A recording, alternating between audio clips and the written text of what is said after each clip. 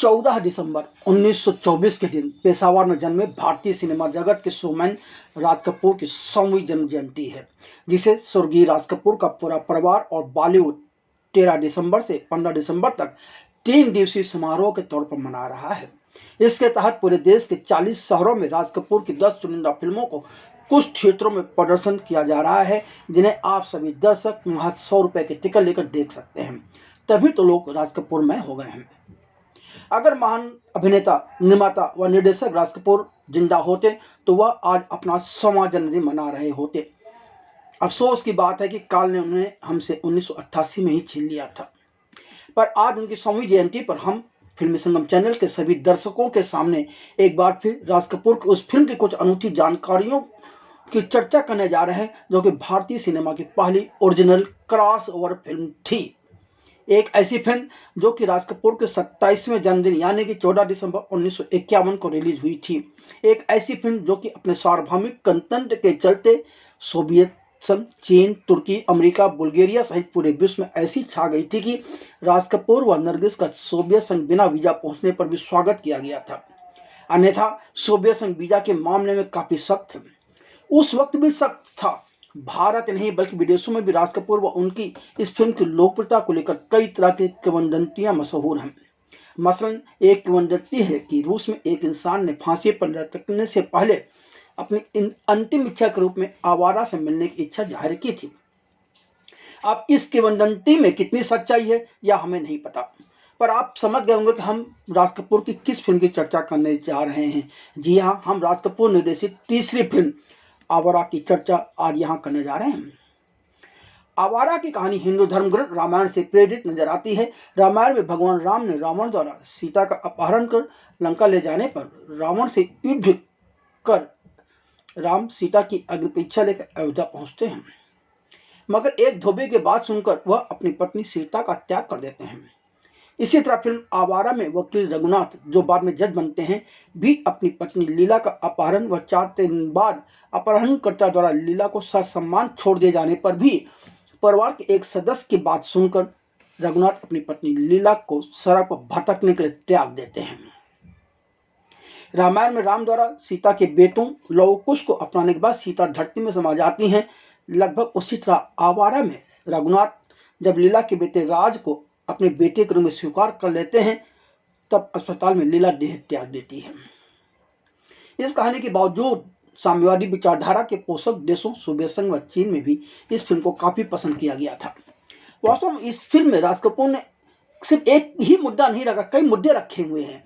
एक अहम मुद्दा यह भी उठाया है कि अमीरों के अपराधों पर ध्यान नहीं दिया जाता, जो कि सोवियत संघ व चीन जैसे साम्यवादी विचारधारा के देशों के शासकों को आकर्षित किया था।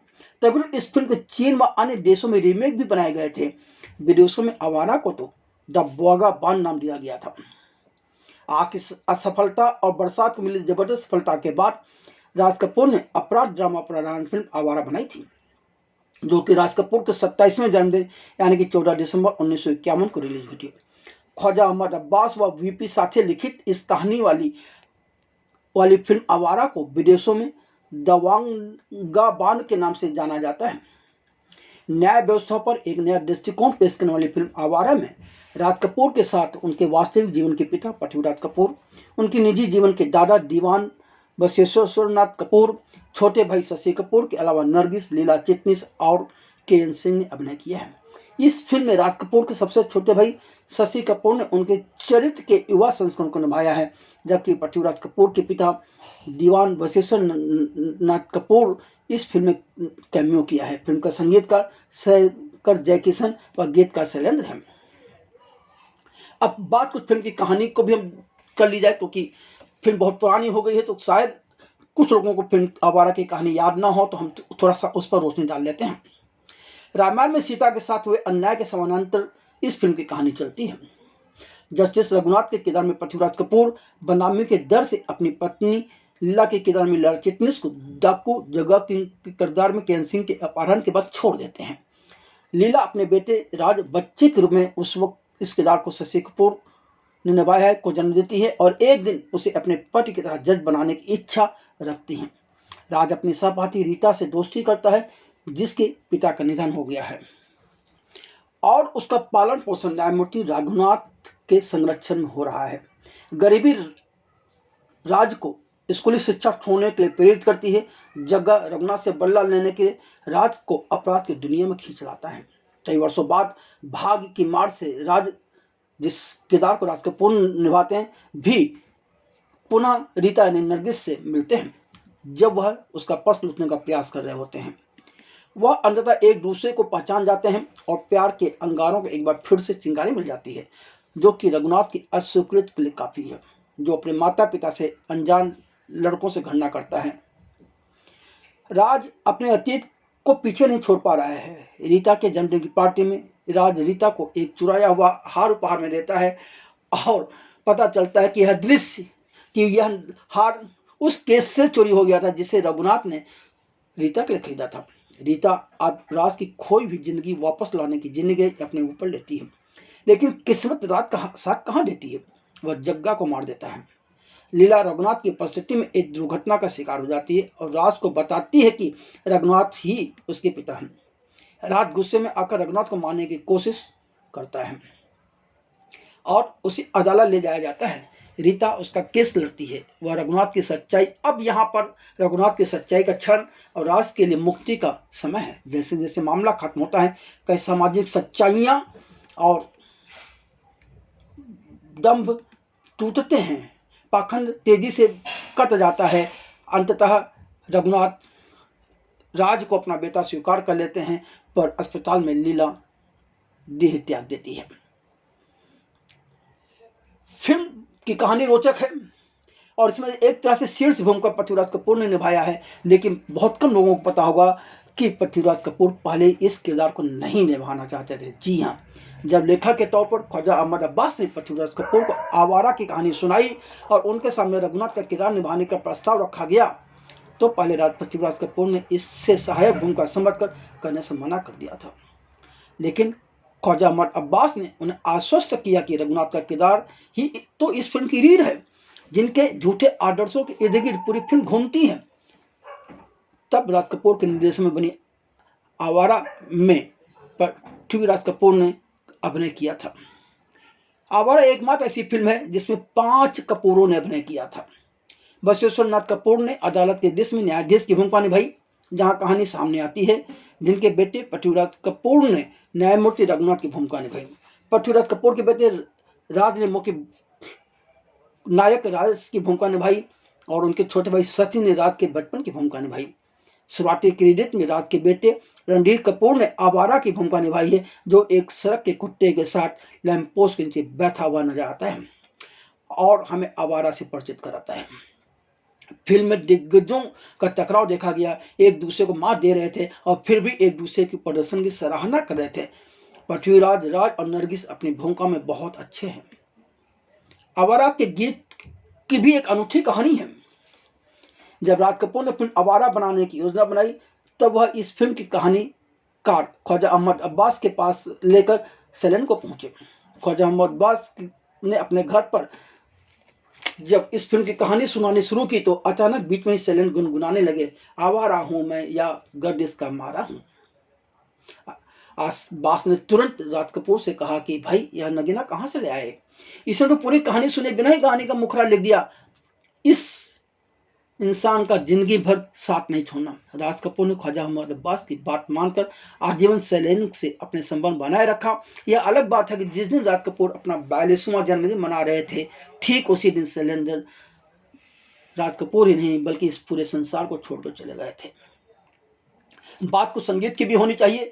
राज कपूर के निर्देशन में बनी दूसरी फिल्म बरसात से डेब्यू करने वाले संगीतकार शंकर जयकिशन ने आवारा से हिंदी फिल्म जगत अपनी स्थिति मजबूत की।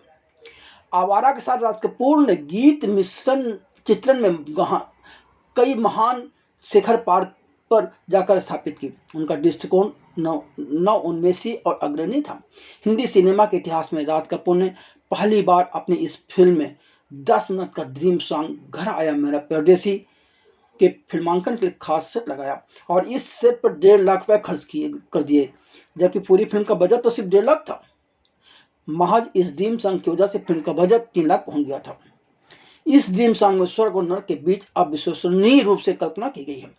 गाने की शुरुआत स्वर्ग में एक अकेली लड़की से होती है जो अपने प्यार के लिए तरस रही है और स्क्रीन नरक की आग को बढ़ती है, जहां से राज खुद को स्वयं में खोजने के लिए बाहर निकलता है, जहां देवदूत रूटा उसे उठाती है और अधिक ऊंचाइयों पर ले जाती है। लेकिन जैसे ही वह सीढ़ियां चढ़ता है और शिखर पर पहुंचता है, विशाल आकार का यह सपना टूट जाता है, क्योंकि जगह उसे छीन लेता है और सपना हिंसक रूप से टूट जाता है। जैसे यह दृश्य बंद होता है, कहानी फिर से आगे बढ़ती है। दर्शक आश्चर्य में पड़ जाते हैं और इस आवारा फिल्म के बाद से ड्रीम सीक्वेंस फिल्माने का बॉलीवुड सिनेमा के अंदर एक परंपरा बन गई है। आवारा एक सामाजिक सुधार वाली फिल्म भी रही है। जी हाँ, राज कपूर की फिल्म आवारा सामाजिक सुधार की बात करती है। राज कपूर ने इसमें सामाजिक सुधार वादी विषयों को अपराध, रोमांटिक कॉमेडी और संगीत मेलोड्रामा शैलियों के साथ मिश्रित किया है। कथानक एक गरीब चोर राज के विशेषाधिकार प्राप्त रीता और जज रघुनाथ के आपस में जुड़े जीवन पर केंद्रित है, जो इस बात से अनजान है कि राज उसका बेटा है। फिल्म में राज कपूर का बेटा आवारा चरित्र चार्ली चैपलिन का संदर्भ देता है। इसे C420 में व अन्य फिल्मों में राज कपूर ने ज्यादा विकसित किया। तभी तो फिल्म आवारा को बॉलीवुड के इतिहास में एक मील का पत्थर माना जाता है। यह फिल्म दक्षिण एशिया में रातों रात सनसनी बन गई और इसे सोवियत संघ, पूर्वी एशिया, अफ्रीका, कैरेबियन, मध्य पूर्व और पूर्वी यूरोप में और अधिक सफलता मिली। विशेष रूप से सैन के बोल के साथ मुकेश द्वारा गाया गया गीत आवारा हूँ मैं गर्दिश का मारा हूँ भारतीय उपमहाद्वीप के साथ साथ सोवियत संघ, बुल्गारिया, तुर्की, अफगानिस्तान और रोमानिया जैसे देशों में बेहद लोकप्रिय हुआ। इस फिल्म को 1953 में कांस फिल्म समारोह में ग्रैंड पुरस्कार के लिए भी नामांकित किया गया था। बताया जाता है कि फिल्म आवारा के विदेशों में 200 मिलियन से अधिक टिकटें बिकी थी, जिनमें से सिर्फ चीन में 100 मिलियन से अधिक और सोवियत संघ में भी लगभग 100 मिलियन टिकटें बिकी हैं। इतने सारे देशों में अपनी लोकप्रियता के कारण यह फिल्म अब तक की सबसे सफल फिल्म मानी जाती है और इसे अब तक की महान फिल्मों में भी एक माना जाता है। आवारा को टाइम पत्रिका द्वारा सार्वजनिक 100 महानतम फिल्मों की सूची में 20वां स्थान दिया गया था। इन दिनों नारी शिक्षा, वुमेन एम्पावरमेंट आदि की काफ़ी बातें की जा रही हैं, जबकि आज से 73 वर्ष पहले ही राज कपूर ने अपने निर्देशन में बनी तथा के अब्बास और VP साथियों द्वारा लिखित फिल्म आवारा में शिक्षा के माध्यम से महिला सशक्तिकरण की बात बताई थी। जी हाँ, फिल्म आवारा के शुरुआती दृश्य में रीता बनी नरगिस पुरुषों के प्रभुत्व वाले कोर्ट रूम में आत्मविश्वास से चलते हुए एक प्रभावशाली ढंग से प्रवेश करती हैं। एक वकील का काला लबादा पहनकर वह अपने बचपन के दोस्त राज का बचाव करती हैं अदालत के अंदर, जिसने स्कूल से निकाले जाने के बाद अपराध करना शुरू कर दिया था। फिल्म का यह दृश्य अपने आप में बहुत कुछ कहा जाता है। देश के आज़ाद होने के 4 साल बाद बनी फिल्म आवारा में दिखाया गया है कि कैसे बस्तियों में पल रहे बच्चे बिना स्कूल गए अपराधियों के लिए चारा बन जाते हैं। यही काम फिल्म के अंदर अपराधी जगह रात के साथ करता है। फिल्म में ख्वाजा अहमद अब्बास लिखित भयानक विडंबनाओं से भरपूर शक्तिशाली संवाद वर्गदम की आलोचना करते हैं और अमीरों को वंचितों के साथ तुलना करते हैं। यह फिल्म अमीर लोगों द्वारा किए गए उन अपराधों को भी उजागर करती है जिनका पता लोगों को नहीं चलता है। जब राज रीता को बताता है कि वह चोर है, तो रीता उसे जवाब देती है कि तो फिर तुम्हें किसी बैंक या शेयर बाजार में काम करना चाहिए। तीखे सारगर्भित संवादों ने न केवल भारत जैसे संघर्षरत देश में बल्कि अमेरिका और तुर्की जैसे देशों में भी दर्शकों को प्रभावित किया, सोवियत संघ के दर्शकों को भी प्रभावित किया। निर्देशक ने इस फिल्म में पितृसत्तात्मक सोच पर भी हमला किया है। हम यहाँ बता दें कि एक बार सिमी अग्रवाल से बात करते हुए आवारा को लेकर राज कपूर ने कहा था कि यह स्क्रिप्ट ठीक उसी समय उनके सामने आई थी जब भारत एक नया विकास कर रहा था।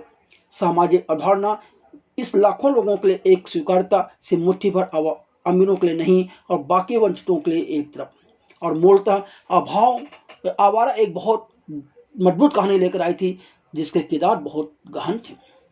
यह किशोर रोमानियत थी, यह एक रोमानियत थी जैसा शायद आपने परियों की कहानियों में पढ़ा होगा।